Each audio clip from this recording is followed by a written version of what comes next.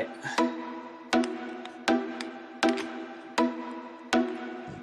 Yeah, I'm still upside down. It's all right. Okay, it's all right. Let's start.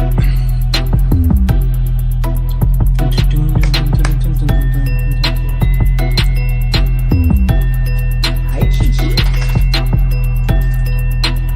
Sure. I'm on camera, but that officially live yet. Yep, and I turned and I went upside down. What's up, y'all? That's Kyle another way Hamilton to here. I went want to give a upside quick down. shout out to Lucas, Connor, and Ryan in the Week 0 podcast. Jackson rolling out, 3rd and 7 after the penalty, and it's a completion to Kuma. He's still running. Kuma breaks free against a tire defense as the Hokies deliver the dagger here in Tallahassee. Empty look for Richardson.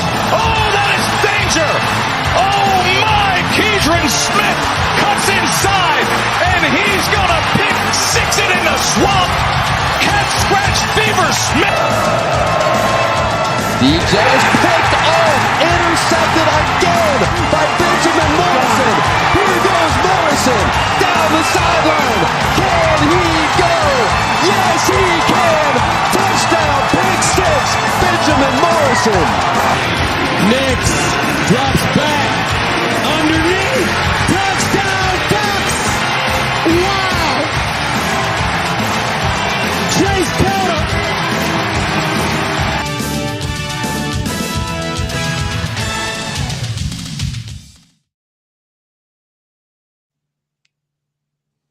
Welcome back, everyone, to another episode of The Gold Standard. I am your host, Ryan Ferville, with my co-host, Sean, whose screen is blacked out for some reason right now. Boom.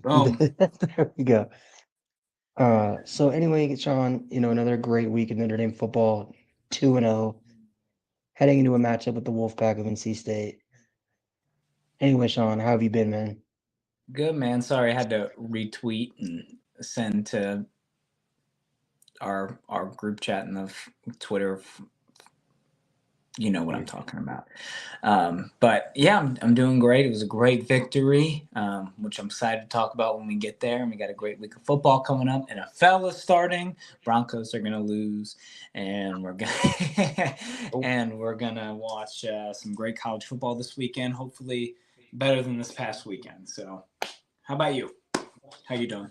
Yeah, man, obviously it was a stress-free weekend as a Notre Dame fan. Didn't have too much to worry about. So yeah, we basically just got to spend the weekend watching other teams play. For the It was most the part. worst weekend though for college football. You really think so? I'm gonna be honest. This was it's okay. I said that, and then Clemson happened, but this was probably the worst week one I've seen in years. The matchup sucked. There were no upsets except for Clemson. TCU, but Colorado.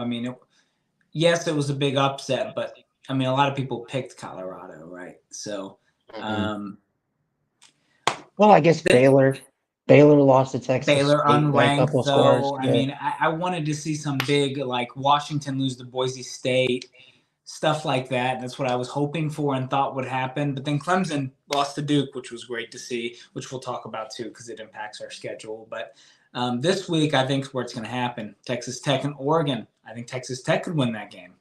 After they dropped to Wyoming. You said what? Even after Texas Tech dropped that game to Wyoming? I do. I know. And it's funny. I laughed about it because everyone said, oh, Texas Tech is going to run the Big 12 and make the playoffs. And they lost to Wyoming. It looked good that first half, man. I don't know what happened. I think they could bounce back against Oregon. They're a talented team. That's an upset game. There's some other – I think Texas beats Alabama this week. So it's going to be a fun week of college football. So real quick, let's talk about Tennessee State because that's what we're here for today.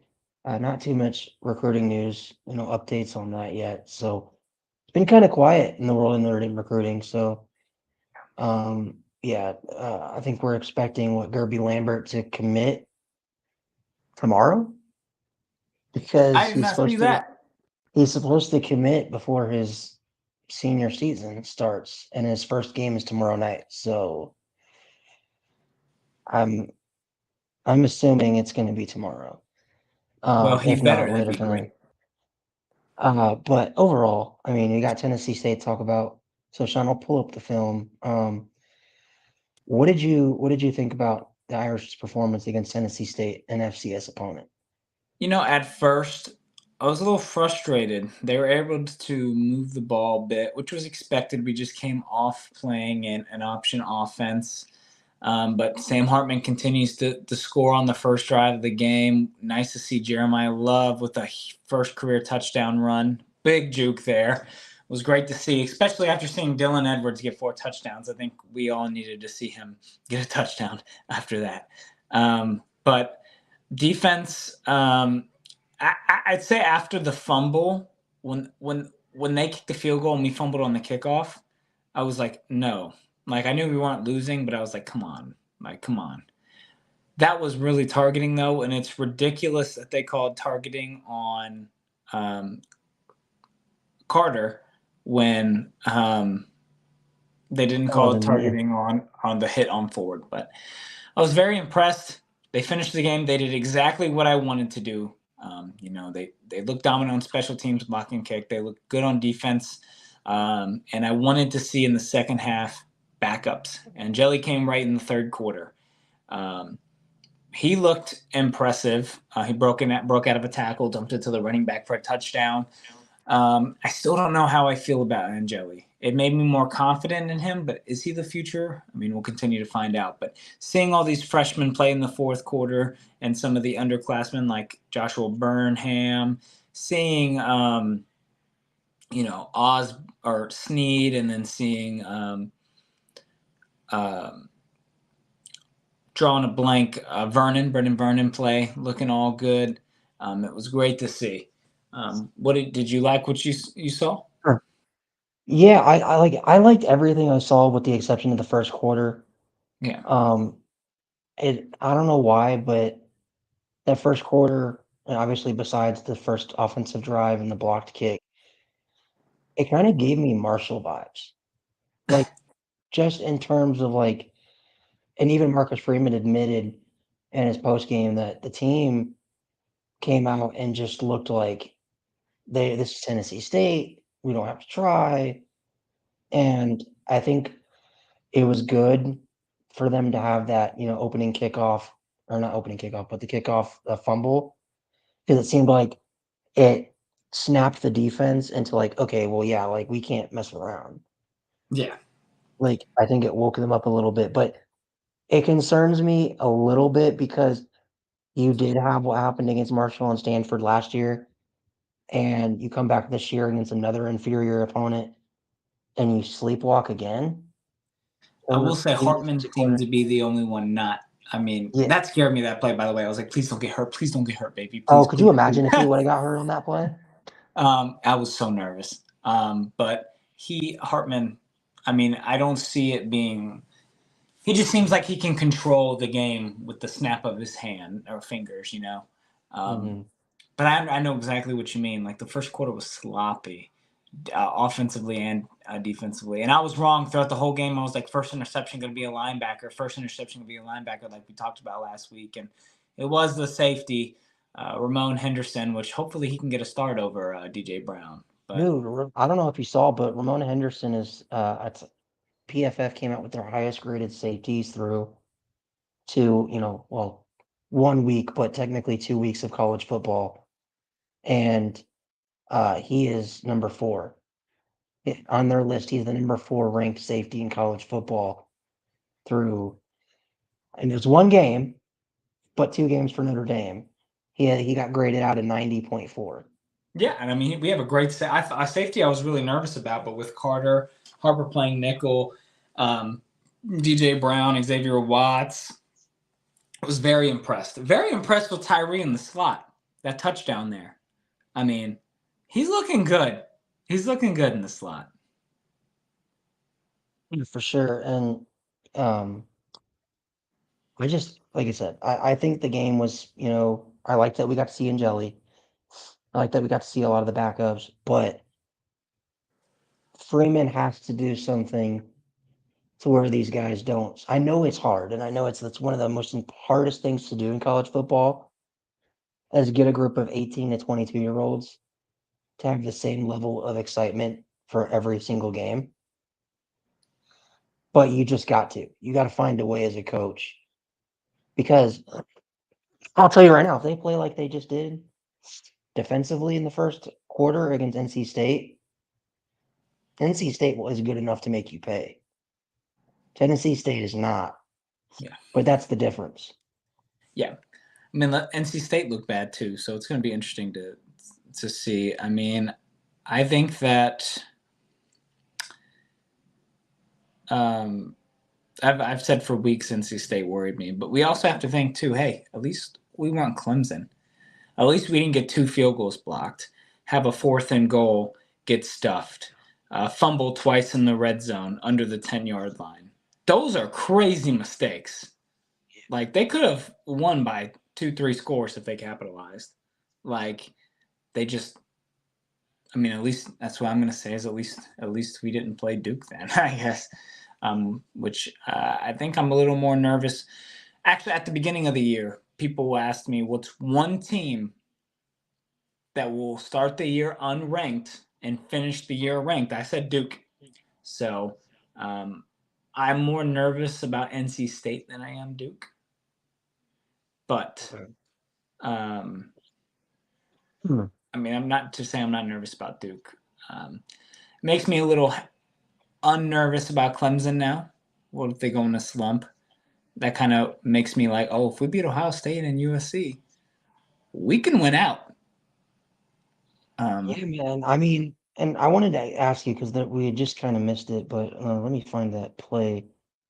I wanted to go over the targeting that was called on Antonio Carter. Yeah. Because I did not think that was targeting at all.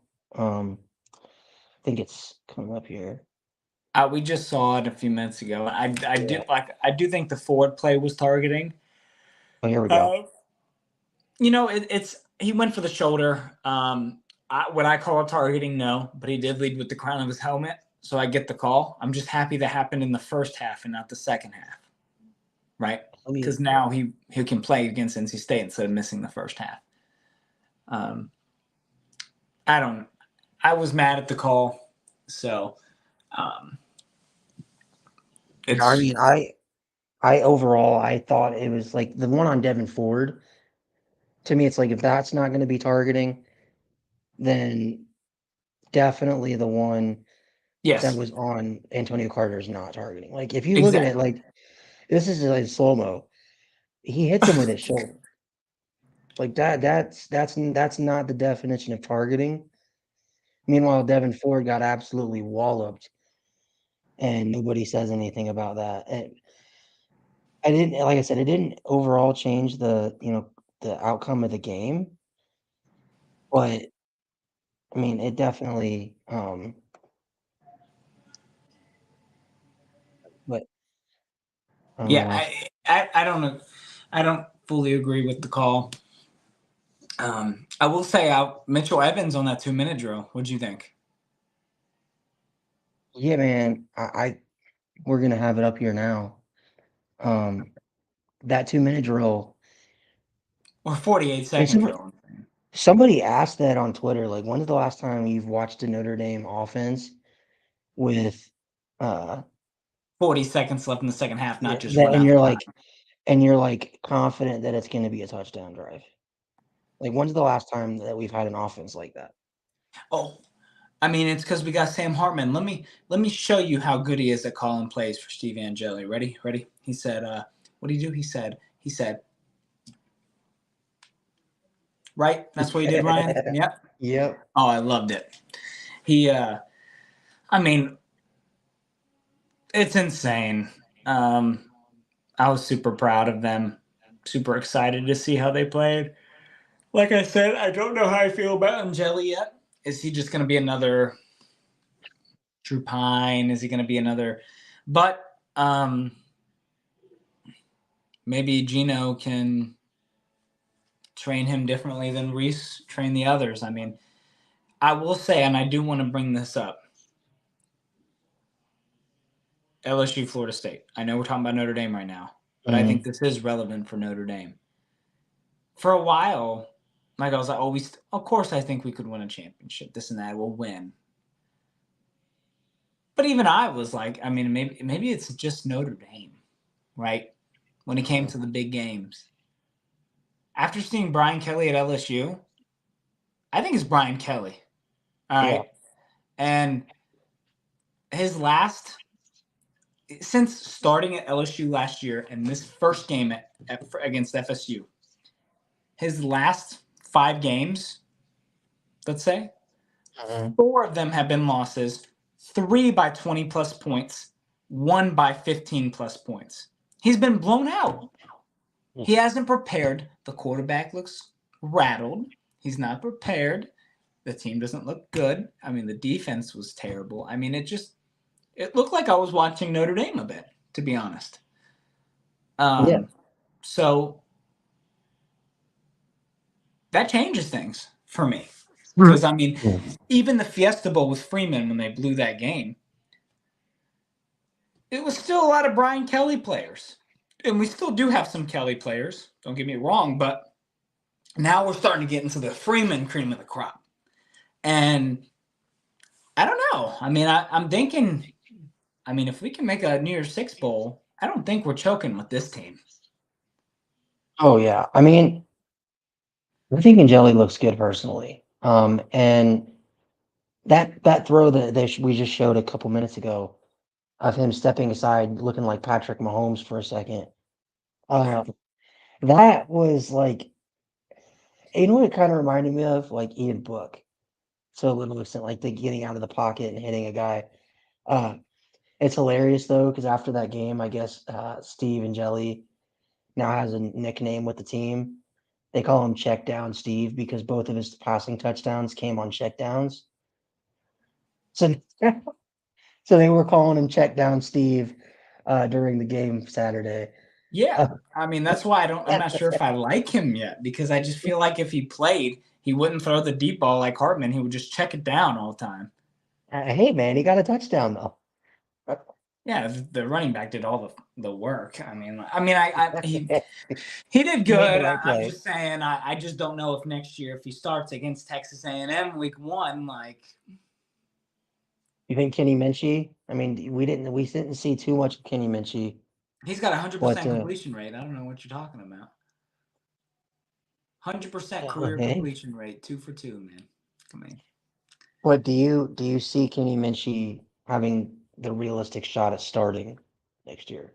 I think next year's open grabs for CJ Carr, Minchie, and Angeli. I think Angeli's going to start as of now. Because I think that they'll go with the experience factor, whatever that might be. And he doesn't even have much experience. Yeah. Right?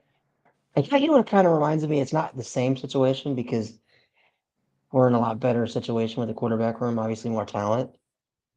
But it's like 2022 all over again.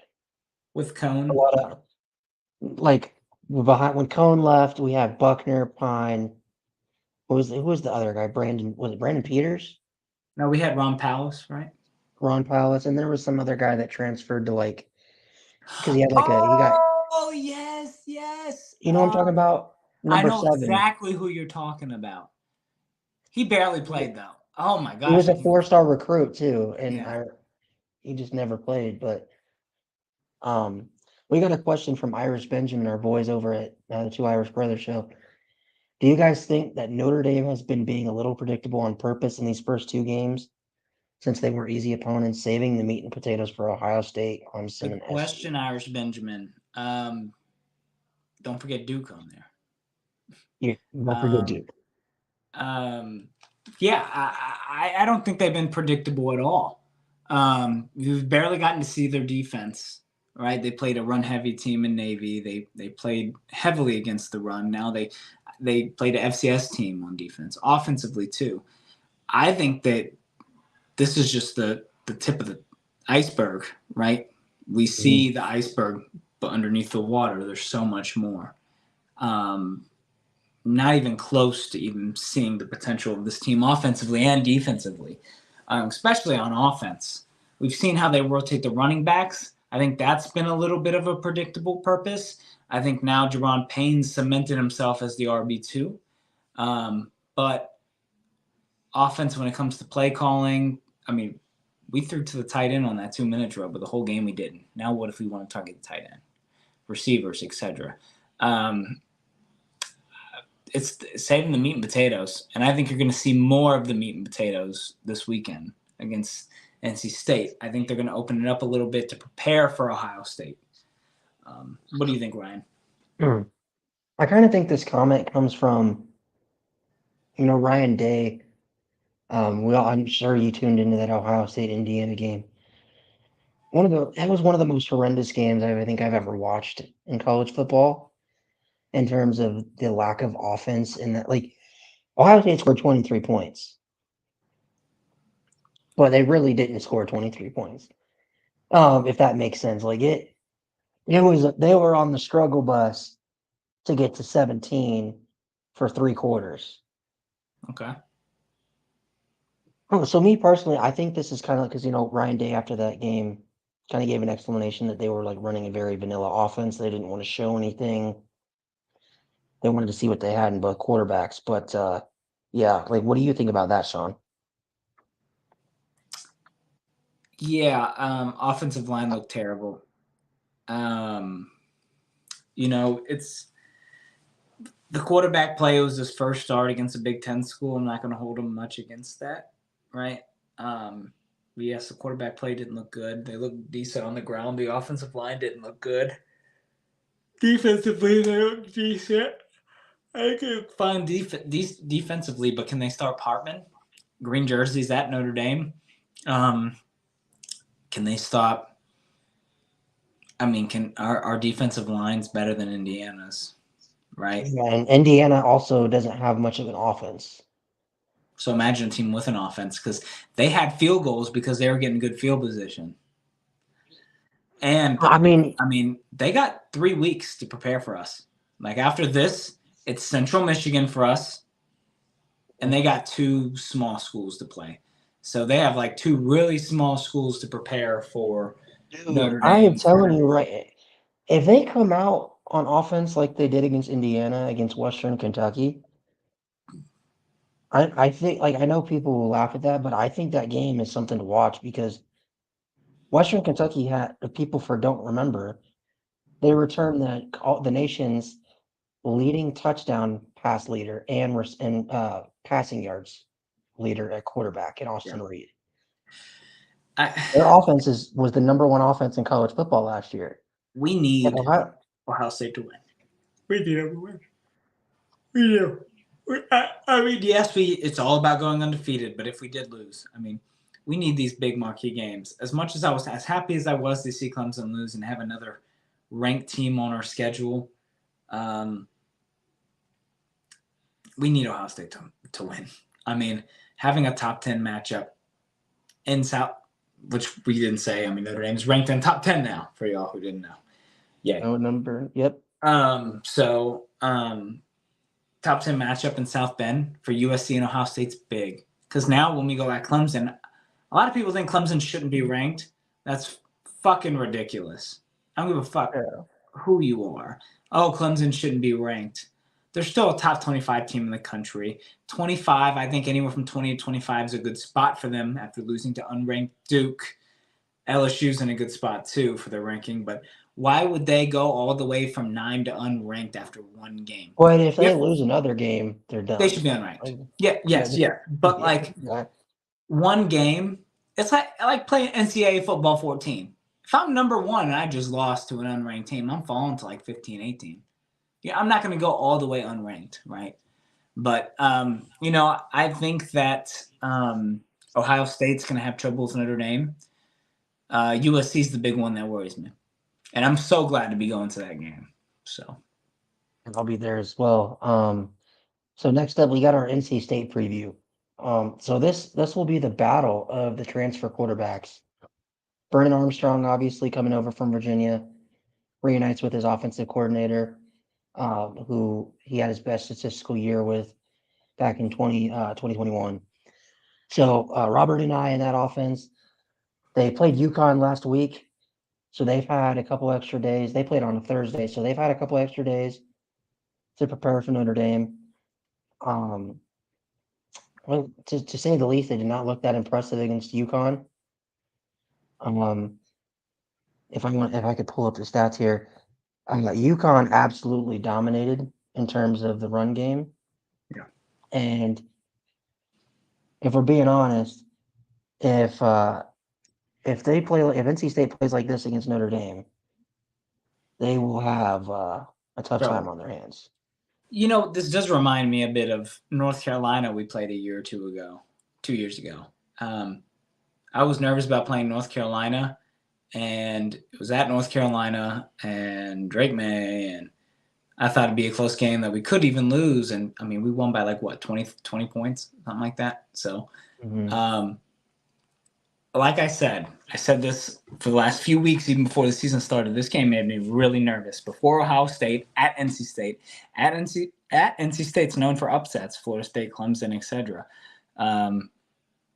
Brendan Armstrong uniting with his offensive coordinator. I mean, that offense could just click. I mean, it's at home. This is going to be the first home game. People don't realize that. They were away against UConn. So maybe they got an energy underneath being home. Notre Dame's first away game. Are they nervous?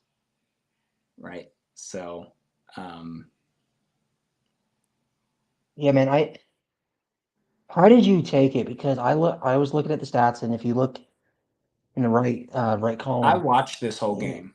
UConn averaged 6 yards per carry on the ground against North Carolina State. They also had some big plays, like Rosa had a 70-yard touchdown. So, they look good. There was a point in the game where it was a one-score game in the third quarter, and a part of me was like, come on, UConn, right? But they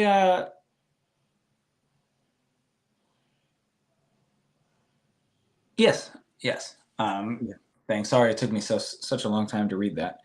And it's still going to be tough. This isn't going to be a walk in the park, right? This is our first real test. NC State's a good opponent, right? This is a good team. They won 8-9 games last year.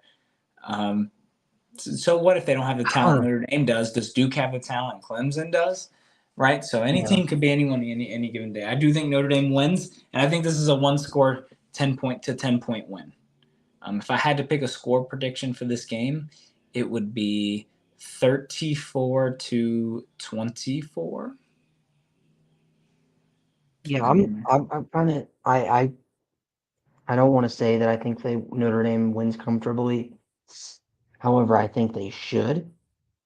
I think honestly Notre Dame is probably a 17-21 point favorite, or that's the difference between them and NC State this year. I was not impressed with Brendan Armstrong's debut against a UConn team that went 6-6 last year. UConn's not very good. Let's be honest here. And they averaged 6 yards. I know they had a few big carries, but they averaged 6 yards a carry. If UConn can do that against North Carolina State, what can Notre Dame do? They got. They'll get 30 yards a carry. Especially with Audric. He's so hard to tackle. I think I read today that he has the hardest, most missed tackles made so far to start the year at 16. So, it's hard to tackle him. He's going to push through, and then they got Jabron Payne coming in as a change of pace, and then bringing in Jadarian Price and Love, with Ford likely being out for a while. Question: do you have any news of why Drake was out this weekend? Drake Bowen? there was nothing disclosed about it. Yeah, that was weird for me, because I thought that'd be a big game for him to show up. Yeah, overall, I look at this game and it kind of scares me because Carter Finley is one of the toughest places to win in college football.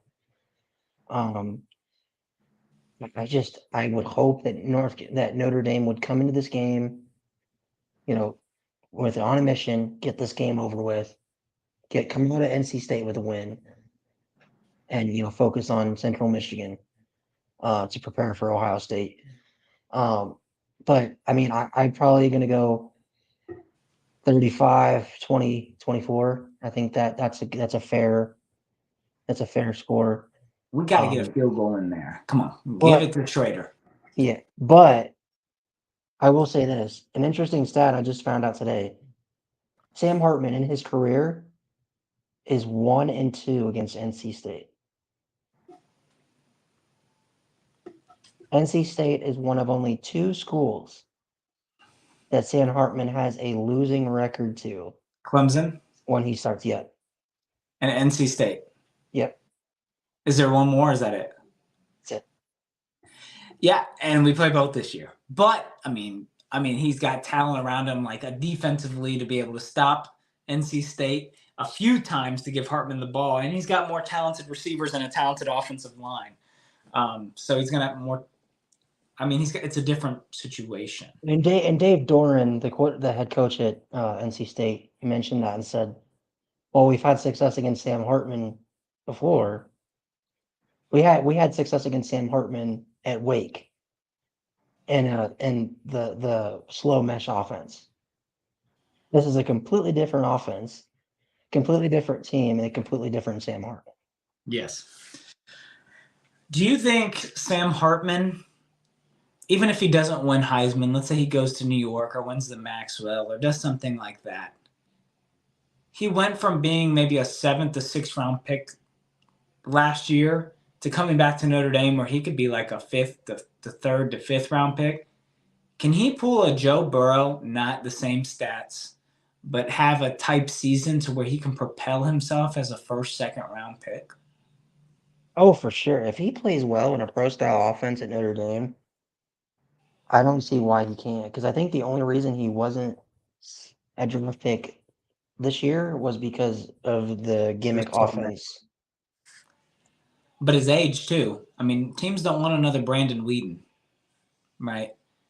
Why wouldn't you want a Brandon Wheat?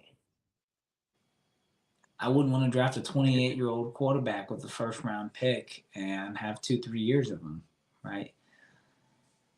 That was crazy. But real quick, and then we'll get out of here. Anything you're worried about for this game? And then what are some keys to the game you think Notre Dame has to do to come out in Carter Finley Stadium with a dub? I'm looking for Notre Dame to be physical in an away game. I'm looking for the D-line to be more physical and the defensive backs to be more physical.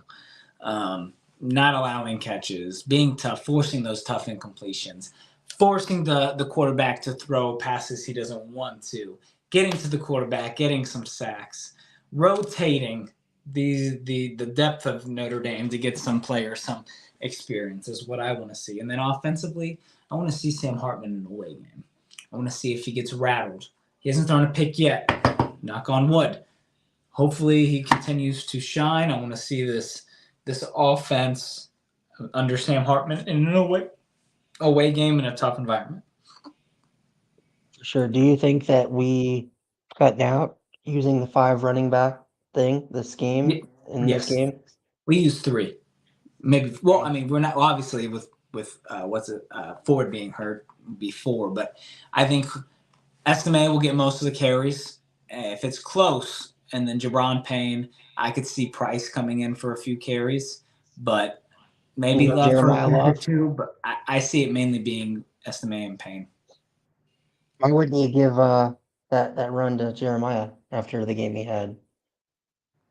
I know it's against Tennessee State, but it's just, I mean, it's too deep of a room right now. You need to use Estime. Payne's been a great change of pace, and then Prices look just as good. It's just tough because you don't want to rotate your running back so much to the point where they're cold, right? You want them to stay hot. And also, do you think Notre Dame wants to keep Jeremiah Love's red shirt? Because he's played in 2 games. No. No? Yeah. Just because I think Audric Estime is gone next year. I don't think he should. I think he can come back and earn a higher draft pick, but he'll get drafted next year as a 6th round pick. and he'll be a focal point, a great backup in the red zone for a team. Imagine Derrick Henry and him. Well, but at that point, why wouldn't you redshirt Jeremiah Love so you have him? So you can give him some reps with Jabron Payne. Jadarian Price, I think, is going to start next year. And then have Jeremiah Love come in with some experience. Give him a full season of experience. There's no reason to redshirt him. And, I mean, because then what if he gets hurt? You can redshirt him then. I mean, I don't know. I think the experience is important for this class. For sure. So What do you think about keys to this victory, though? So for me, it's like I don't want to get cute. I think the team cannot come into this game overconfident. Where at that point we'll be 2 weeks away from Ohio State. Don't look ahead. Take care of business against NC State.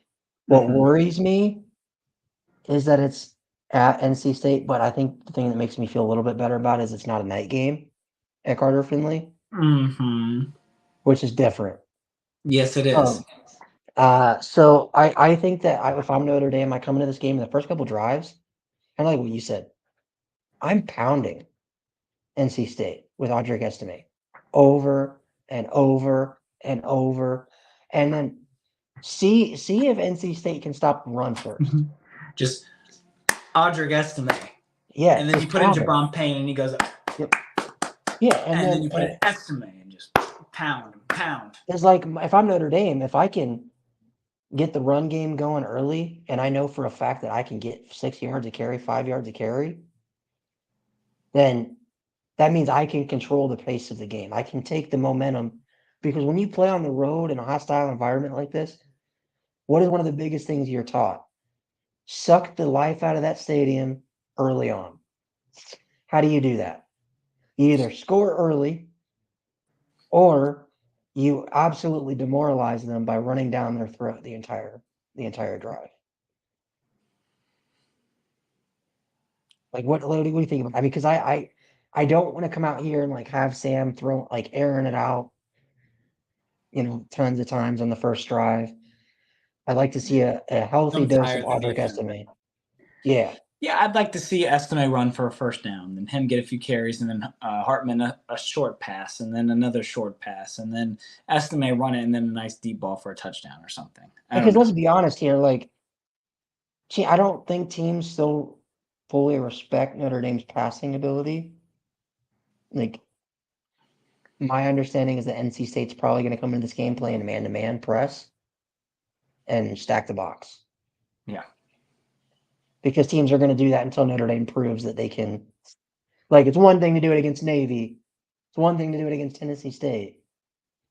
But I think we need to prove to North Carolina State that, hey, like, if you press, you play man-to-man, you're going to get cooked. And if they get cooked, they're going to start playing zone, and then Audric Estime is going to have more gaps to run through. And one thing I wanted to say about this game before we get out of here, I want to see more Tobias Merriweather. He has been so, like, he had, I think, one catch against Tennessee State. For a guy that was hyped up so much, it almost gives me Lorenzo Styles vibes. Like his first attempt, or the first time Sam Hartman threw his way, he dropped the ball against Navy. What did Lorenzo Styles do against Ohio State? His first pass attempt. He caught like a big 50-yard pass, right? Yeah. But I mean, after that, he had a drop. Yeah. Yeah. But like Tobias, I don't know if it's because he has expectations this year, and he's kind of like, he's still a sophomore, not ready for the moment yet. But the dude is 6. This kid is 6'5". He's everything that Johnny Wilson is. There's something going on where he just hasn't tapped into that yet. Yeah. Mentally, I think he's not prepared. You see his one catch last week, he bobbled it, right? So I want to see more Merriweather too. You think if he doesn't play well this game, he gets taken out of the starting lineup? No. You think I it's would too consider Colsey? starting Colsey over him. Yeah. I mean, Colsey's Yeah. look good. I would like to see Coles. So this is what my starting would be. And I don't know about you. I think you got to have Jaden Thomas. Cole, if Tobias doesn't do well after this game, Thomas, Colsey, Greathouse, and Tyree in the slot. I like it, but That- you don't want to bench Merriweather and his confidence go way down. Him want to transfer, you lose a number. Like he's our one receiver from that class. But I I mean, also think Sam needs to. Sam Hartman and the coaching staff have to find ways to get Tobias involved. He hasn't yeah, been targeted very much either. he could be And there. the one time he had his guy beat, Sam underthrew the ball. I think So, they need to connect a little bit. And maybe we'll see a nice touchdown from Merriweather against NC State to make us all happy. yeah, it just seems like Sam is not fully comfortable yet, like has that chemistry yet with him. Yeah, But hopefully he doesn't. I mean, if he struggles against NC State, we do got to consider starting Colsey over him, or even Greyhouse. sure. But all right, Sean. So that was our NC State preview. This has been another episode of the Gold Standard, another great episode. We will be back next Wednesday, same time as always, to break down hopefully Notre Dame's blowout win over North Carolina State with a Central Michigan preview and hopefully a Gerby Lambert commitment. Hey, if you call it, you call it. So, anyways, guys, I am your host, Ryan Favell, with my co-host Sean at Indy Forever on Twitter. Go follow him on Twitter. Anyways, guys, that's been the Gold Standard. And as always, go Irish. Go Irish. Beat NC State.